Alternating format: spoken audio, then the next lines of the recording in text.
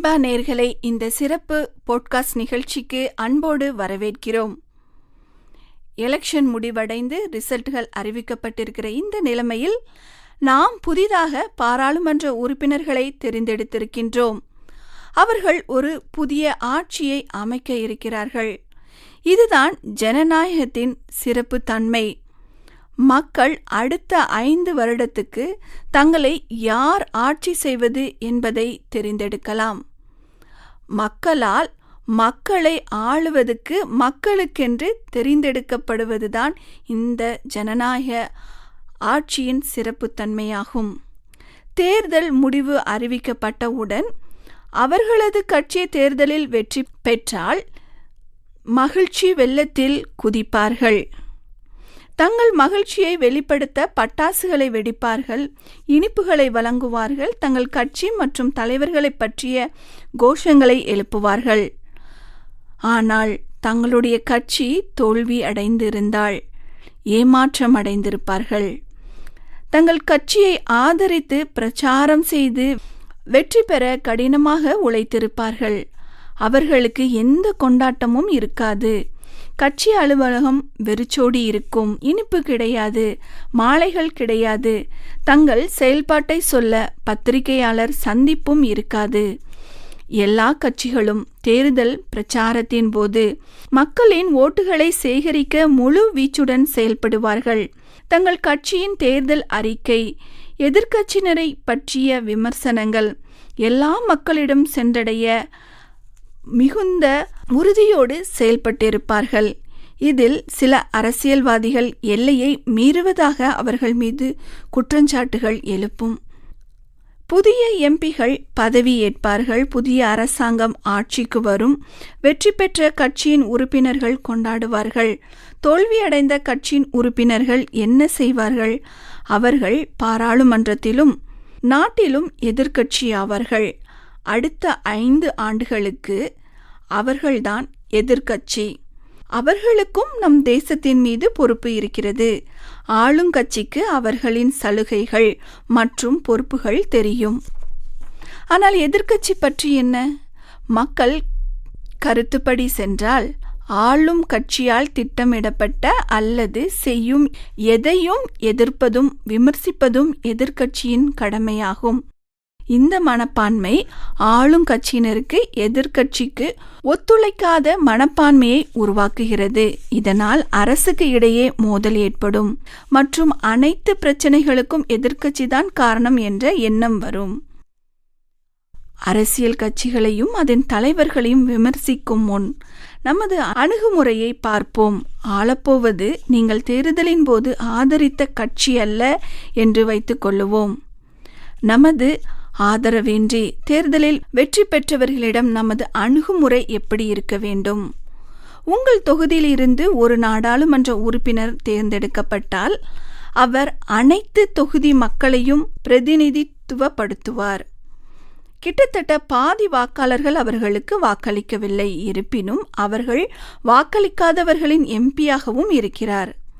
அரசியல் வேறுபாடுகள் இருந்தாலும் அடுத்த 5 ஆண்டுகளுக்கு அவர்தான் உங்கள் எம்பி.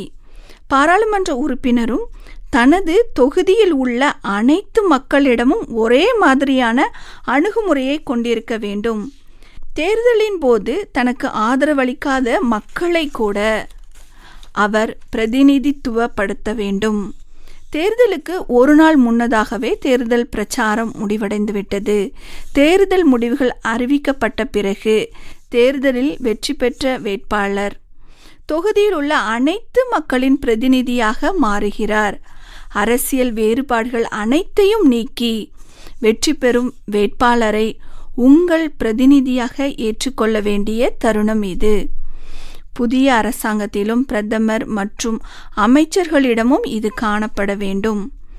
தேர்தலுக்கு பிறகு மக்கள் ஒற்றுமையாக இருக்க முடியாமல் போவதற்கு ஒரு முக்கிய காரணம் தேர்தலின் போது பிரச்சாரம் செய்வதுதான். வேட்பாளர்கள் மதம் மற்றும் பிற சமூக பிரிவுகளின் அடிப்படையில் வாக்குகளை பெற முயற்சிக்கின்றன. இந்த பிளவுகள் தேர்தலில் முன்னிறுத்திவிட்டால் மக்கள் அந்த பிரிவினைகளை மறக்க மாட்டார்கள். இது தேர்தலுக்கு பிறகு பல்வேறு மத மற்றும் சமூக குழுக்களின் இணக்கமான சுக வாழ்வை கடினமாக்கும். இது பல்வேறு மக்கள் குழுக்களிடையே வெறுப்பையும் சந்தேகத்தையும் அதிகரிக்கும். மக்களுக்காக மக்களால் ஆளப்படும் வகையில் ஜனநாயகம் வடிவமைக்கப்பட்டுள்ளது. ஆனால் நமது பிரச்சாரங்கள் மக்களை பிளவுபடுத்துகின்றன. அதனால் ஆட்சிக்கு வருகின்ற ஆட்சியாளர்கள் இந்த பிரிவுகளை எல்லாம் கடந்து மக்கள் ஒற்றுமையாக வாழ வழி செய்ய வேண்டும்.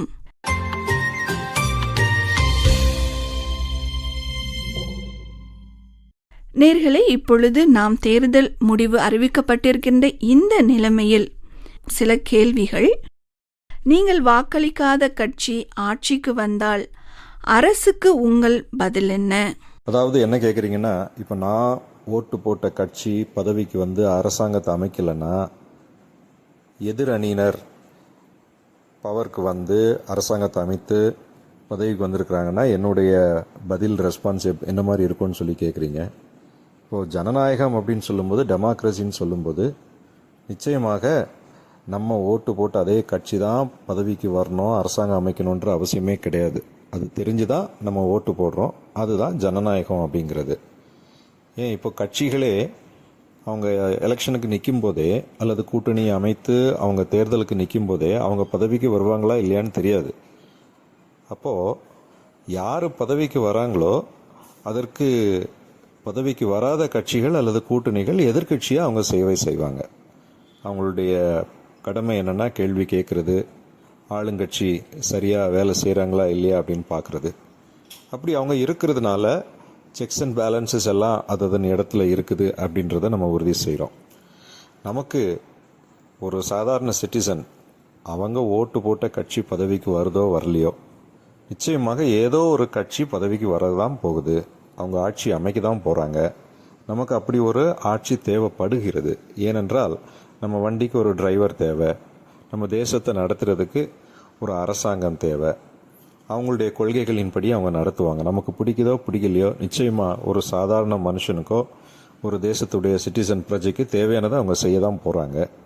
அதில் முன்ன பின்ன இருக்க தான் போகுது, குறை நிறைகள் இருக்க தான் போகுது. அதை பற்றி நமக்கு பிரச்சனை இல்லை. நம்முடைய அன்றாட காரியங்கள் நல்லபடியாக நடக்கணும். அதுக்கு ஒரு அரசாங்கம் தேவை. நம்ம நிச்சயமாக செய்ய தான் போகிறோம். தவறு செய்யும்போது நம்மளால் முடிந்த விதத்தில் சுட்டி காட்ட போகிறோம். நம்ம கருத்துக்களையும் நம்ம வந்து தெரிவிக்க போகிறோம். நிச்சயமாக இப்படிப்பட்ட ஒரு ஜனநாயகத்தின் அடிப்படையில் இதில் நமக்கு எந்த பிரச்சனையும் இருக்கிற மாதிரி தெரியல. ஆக இதனால் நம்ம ஓட்டு போட்ட கட்சி பதவிக்கு வரலனா கூட நம்முடைய கடமைகளை நாம் செய்ய போகிறோம். அரசாங்கம் தன்னுடைய கடமையை செய்யணும்னு எதிர்பார்க்குறோம். வேதத்துலேயும் பதவிகள் இந்த மாதிரிப்பட்ட ஆளுகைகள் எல்லாமே கடவுளை அனுமதிக்கிறது அப்படின்றத நம்ம அறிந்திருக்கிறோம். ஆகையினால ஆண்டவருடைய கையில் நம்முடைய தேசத்தை அப்பப்போ அர்ப்பணித்து ஜபித்து ஆண்டவரே அதை நடத்தணும். அவருடைய சர்வ வல்லமை அரசாங்கத்தை ஆசீர்வதிக்கணும்.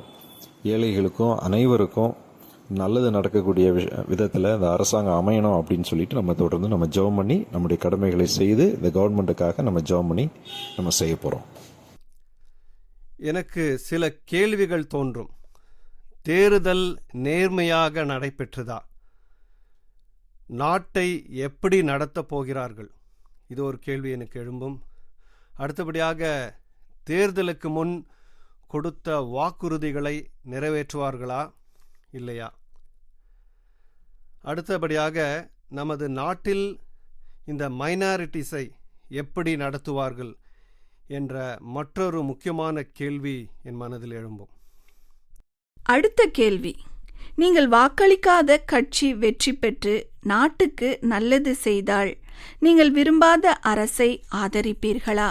அடுத்ததாக என்ன கேட்குறீங்கன்னா, இப்போ நம்ம எதிர்பார்த்த அரசாங்கம் வராதபடிக்கு, ஓட்டு போட்ட அரசாங்கம் வராதபடிக்கு எதிர் அணியினர் ஜெயிச்சு அரசு அமைக்கும் போது அவங்க நல்ல விஷயங்களை செய்யும்போது அது தேசத்துக்கு நல்லது தானே. அப்படி இருக்கும்போது நீங்கள் சந்தோஷப்படுவீங்களா, அவங்களுக்கு சப்போர்ட் பண்ணுவீங்களா அப்படின்னு கேட்குறீங்க. அந்த கேள்வியை கொஞ்சம் வித்தியாசமாக நம்ம யோசித்து பார்த்தோன்னா, எதுக்கு நம்ம ஒரு கட்சிக்கு நம்ம சார்பாக சப்போர்ட் பண்ணுறோம், ஓட்டு போடுறோன்னா அவங்க நல்லா ஆட்சி அமைப்பாங்க அப்படின்னு தான் நம்ம சப்போர்ட் பண்ணுறோம். அப்படின்னா ஒரு கட்சி வந்து நல்லபடியாக அரசாங்கத்தை நடத்துகிறாங்கன்னா நமக்கு சந்தோஷம் தானே. அந்த கட்சி தான் நம்ம எதிர்பார்க்கக்கூடிய கட்சி. ஒருவேளை நாம் இப்போ வந்திருக்கக்கூடிய அரசாங்கம், இப்போ வந்திருக்கக்கூடிய கட்சி நம்ம ஓட்டு போடலைன்னு வைத்துக்கொள்ளுவோம். ஆனால் அவங்க நல்லா அரசமைக்கிறாங்கன்னு செய்வோம். நிச்சயமாக அவங்கள நம்ம சப்போர்ட் பண்ண போகிறோம், சந்தோஷப்பட போகிறோம். இப்படிப்பட்ட ஒரு அரசாங்கம் வேணுன்றதுக்காக தான் நம்ம ஓட்டு போடுறோம். ஏன் அவங்க நல்லா ஆட்சி செஞ்சாங்கன்னா அடுத்த முறை நம்ம இவங்களுக்கு தான் ஓட்டு போட போகிறோம். ஆகையினால இந்த கேள்வியுடைய எதிர்பார்ப்பு, நம்ம ஒரு அரசாங்கம் நல்லபடியாக ஆட்சி செய்யும்போது வேறு ஏதோ ஒரு காரணத்திற்காக அவங்கள நம்ம சப்போர்ட் பண்ணணுன்றது கிடையாது. அவங்க நல்லா அரசமைக்கணும். அது யாராக இருந்தாலும் சரி, அவங்க நல்லா சரியான விதத்தில் எல்லா மக்களையும் உள்ளடக்கி எல்லா மக்களுக்கும் தேவையான நல்ல காரியங்களை செய்யணும் என்ற ஒரே நோக்கத்தோடு, கொள்கையோடு யார் எந்த கட்சி அரசாங்கத்தை நடத்துகிறாங்களோ அவங்கள நம்ம எப்போதும் சப்போர்ட் பண்ணுறதில்ல, தப்பே கிடையாது. அப்படிப்பட்டவங்க ஆட்சி செய்யும்போது நம்ம நிச்சயமாக சந்தோஷப்பட தான் போகிறோம். அதுக்காக நம்ம ஓட்டு போட்ட கட்சி ஆட்சிக்கு வரலையே, ஆனால் இவங்க மாத்திரம் நல்லது செஞ்சிடறாங்களே அப்படின்னு சொல்லி நம்ம வருத்தப்பட போகிறது கிடையாது.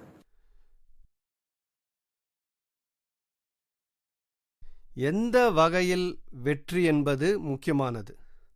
மத சகிப்புத்தன்மை அவர்களுக்கு இருக்கும் வரை ஒரு வெற்றி என்று சொல்லலாம். அல்லது பொருளாதார வளர்ச்சி நம் நாட்டில் இருக்கும் என்றால் உண்மையாகவே வெற்றி பெற்றிருக்கிறோம் என்று சொல்லலாம் இவர்கள் மூலமாக. அல்லது எல்லாவற்றிற்கும் மக்கள் மீது வரி விதிக்கக்கூடாது, எல்லாவற்றுக்கும் மக்கள் மீது வரி விதிக்கக்கூடாது. இப்போ எடுத்தால் சாப்பிட்ற சாப்பாட்டிலேருந்து போடுற துணி எல்லாத்துக்குமே வரி விதிக்கிறாங்க இல்லை? ஸோ அதெல்லாம் குறைக்கணும், அல்லது சில இதுலேருந்து எடுத்துடணும். அதே போல் நம்ம நாட்டில் காணப்படுகிற பிரச்சனைகள், விலை உயர்வு, எது பார்த்தாலும் விலை உயர்வு தான். பெட்ரோல் எடுத்தாலும் இல்லை, எது வாங்கி சாப்பிட்டாலும், என்ன போனாலும் எல்லா இடத்துலையும் விலை உயர்வு தான், எதுவும் குறையல. கேஸ் சிலிண்டர்லேருந்து எல்லாமே விலை உயர்வு தான் பார்க்குறோம். இன்னொரு பிரச்சனை என்னன்னா வேலையின்மை. நிறைய வாலிபருங்க படித்து வேலை இல்லாமல் இருக்கிறாங்க, லட்சக்கணக்கான மக்கள். அவங்களுக்கெல்லாம் வேலை வாய்ப்பு கொடுத்துருக்காங்களா இந்த புதிய அரசாங்கம்? அது நான் பார்க்குவேன். அடுத்தபடியாக ஊழல், எல்லா லெவல்லையும் நம்ம ஊழலை பார்க்கலாம். ஒரு பியூன் எடுத்துக்கொண்டாலும் பெரிய ஆஃபீஸர் வரைக்கும் கவர்மெண்ட் ஆஃபீஸ்லலாம் ஏதாவது லஞ்சம் கொடுத்தா தான் வேலையே நடக்குது. இதெல்லாம் குறைஞ்சிருக்கா? அப்புறம் பெண்மணியின் அந்த பாதுகாப்பு, ஒரு பெண் தனியாக ஆட்டோவிலையோ டாக்ஸிலையோ இரவு வேளையில் நம்ம நாட்டில் போக முடியுமா? இதெல்லாம் நல்லா நடக்குதுன்னு சொன்னால் உண்மையாகவே வெற்றி என்று சொல்லலாம். நான் உண்மையாகவே அந்த ஒரு அரசாங்கத்துக்கு என்னுடைய சப்போர்ட்டை கொடுப்பேன். ஓகே, நன்றி. அடுத்த கேள்வி, உங்கள் கருத்துப்படி ஜனநாயகம் நமது நாட்டை செழுமையான பாதையில் கொண்டு செல்லுமா? ஏன்? டெமோக்ரஸி அல்லது ஜனநாயகம் தான் நம்முடைய தேசத்தை ஒரு நல்ல பாதைக்கு நடத்தி செல்லும்னு சொல்லி நீங்கள் நினைக்கிறீங்களான்னு கேட்குறீங்க. நிச்சயமாக டெமோக்ரஸி அல்லது மக்களாட்சி தான், ஜனநாயகம் தான் எந்த ஒரு நாட்டையும் நல்ல ஒரு வளர்ச்சிக்கு நேராக நடத்தி செல்லும்னு சொல்லி நான் நினைக்கிறேன். அதில் குறை நிறைகள் அப்படின்றது இந்த உலகம் ஏற்கனவே பார்த்துருக்குது. ஒரு அரசன் ஒரு தனிப்பட்ட ஒரு அரசன் ஒரு தேசத்தை ஆளும்போது அவன் நல்லவனாக இருந்தான்னா நிச்சயமாக அந்த தேசம் நல்லா இருக்கும். அதோடைய உச்சத்தையும் நம்ம பார்க்குறோம். இன்றைக்கி இருக்கக்கூடிய ஐக்கிய அரபு நாடுகள், அந்த தேசத்தை நம்ம பார்க்கும்போது அவங்க மன்னர் ஆட்சியில் தான் இருக்கிறாங்க.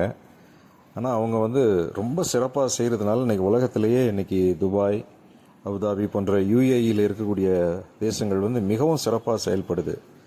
அவங்க தன்னுடைய குடிமக்களுக்குரிய நல்ல காரியங்களையும் பார்க்குறாங்க. அதே வேளையில் நம்முடைய தேசத்தை எவ்வளவு சிறப்பாக நடத்த முடியுமோ நடத்தி உலகத்திலே ஒரு உச்சபட்ச பொருளாதாரத்திலையும் இல்லது மக்கள் நல திட்டங்களிலேயும் சிறந்து விளங்குறாங்க. ஆகையினால மன்னராட்சி நல்லா இருக்கும்போது நிச்சயமாக நல்லா தான் இருக்கும். அதில் ரிஸ்க் என்னன்னு சொல்லி கேட்டால், மன்னராட்சி கொடுங்கோல் ஆட்சியாக மாறும்போது நிச்சயமாக மக்கள் ரொம்ப கஷ்டப்படுறாங்க. இன்றைக்கி இருக்கக்கூடிய தேசங்கள் அநேகத்தை நம்ம பார்க்குறோம். மன்னராட்சியின் கீழே எவ்வளவோ கொடுங்கோலாக மன்னராட்சி அமைந்ததுனால அதனால் மக்கள் பட்ட கஷ்டத்தையும் நம்ம பார்க்குறோம். ஒரு தனிப்பட்ட ஒரு அரசன் தன்னுடைய விருப்புகளுக்கு ஏற்ற விதத்தில் தேசத்தை நடத்தும் போது அதனால் குடிமக்கள் எவ்வளோ கஷ்டப்படுறாங்க அப்படின்றதையும் நம்ம பார்க்குறோம். எவ்வளவோ தேசங்கள், லிபியா, ஈராக் போன்ற தேசங்களெல்லாம் கிட்டத்தட்ட மன்னராட்சி மாதிரி நடந்து அதனால மக்களுக்கு எவ்வளோ தீமைகள் விளைந்து மக்களே புரட்சி பண்ணி அவர்களை தூக்கி போட்டதையும் நம்ம பார்க்குறோம். மன்னராட்சின்னு சொல்ல இல்லைனா கூட பரவாயில்ல, அதிபர் ஆட்சியும் இன்றைக்கி வந்து கிட்டத்தட்ட ஒரு மன்னராட்சி மாதிரி தான் இருக்குது. இன்றைக்கி வடகொரியாவை பார்க்குறோம், இன்னும் ஒரு சில நாடுகளெல்லாம் அப்படி இருக்கிறாங்க. அவங்க வந்து அந்த ஒரு அரசன் ஒரு தீமையானவனாக மாறினான்னா அவனுடைய ஏகாதிபத்தியம், அவனுடைய சொந்த மனசாட்சி, அவனுடைய திறமை அதற்கு ஏற்ற விதத்தில் தான் அந்த தேசத்தை நடத்த முடியும். அவனை மிஞ்சி மக்கள் எதுவுமே செயல்பட முடியாது. ஆகையினால இந்த மன்னோர் ஆட்சின்றது ஒரு கொடுங்கோல் ஆட்சியாக மாறுறதுக்கு வாய்ப்பு இருக்குது. ஜனநாயகம் அப்படின்னு சொல்லும்போதும் அதிலே நிச்சயமாக பாதிப்புகள் இருக்க தான் செய்யுது. ஏன்னா ஒரு தனிப்பட்ட ஒரு மனுஷன் ஒரு தேசத்தை தலைமை ஏற்று நடத்தினோம், நல்லபடியாக கொண்டு சேரணும் அப்படின்னு சேர்க்கும்போது ஜனநாயகங்கள் வந்து ஒரு தொங்கு பாராளுமன்றத்தை அமைக்கும் போதோ இல்லது ஒரு ஸ்திரமில்லாத ஒரு அரசாங்கத்தை அமைக்கும் போதோ நிச்சயமாக அதில் பாதிப்புகள் இருக்கத்தான் செய்யுது. ஆனாலும் பார்த்திங்கன்னா எல்லாருடைய குரலும் கேட்கப்படணும், எல்லாருடைய நலன்களையும் ஒரு அரசாங்கம் அனுசரித்து போகணும். அப்படின்னா நம்முடைய பாரத தேசம், இந்திய தேசம் போன்ற ஒரு நாட்டில் பலவிதமான இனங்கள், மக்கள், பல மொழிகள், பலதரப்பட்ட சிந்தனைகள், கலாச்சாரங்கள் நிறைந்த ஒரு தேசம் அங்கே இருக்கிறதுனால அவர்கள் அனைவரையும் அரவணைச்சு போகக்கூடிய ஒரு அரசாங்கம் தான் அது முன்னுக்கு போனாலும் சரி, நம்ம நினைத்த வேகத்தில் அது வளர்ச்சி அடையலைனாலும் சரி, மக்கள் அனைவரும் அவருடைய காலகட்டத்தில் ஓரளவுக்கு அமைதியாக, சமாதானமாக, சந்தோஷமாக, சுயமரியாதையோடு, ஓரளவுக்கு சமூக நீதியோடு இருக்கணும்னா அது ஜனநாயகத்தால் தான் முடியும். அதனால தான் இந்த உலகம் ஜனநாயகத்துக்கு தான் திரும்பி கொண்டிருக்கிறது. மன்னராட்சிகளெல்லாம் கூட மாறிக்கொண்டிருக்கிறது. அப்படிப்பட்ட ஒரு சூழ்நிலை நம்முடைய தேசத்திலும் வரணும்னு சொல்லி நான் விரும்புகிறேன். அதை ஏற்கனவே கடவுள் நமக்கு அமைத்து கொடுத்திருக்கிறார். இப்போ இருக்கக்கூடிய ஆட்சிகள் கூட இவைகள் எல்லாவற்றையும் மனதில் வைத்து ஒரு சிறந்த ஜனநாயகத்தை பேணி பாதுகாக்கணும்னு சொல்லி நான் விரும்புகிறேன். நன்றி. இந்த ஜனநாயகம் எப்பொழுதும் நம் நாட்டிற்கு நல்லது தான். ஏனென்றால் ஜனநாயகத்தின் நன்மைகள் ஏராளம் இருக்கிறது. இது குடிமக்களின் நலனை பாதுகாக்கிறது.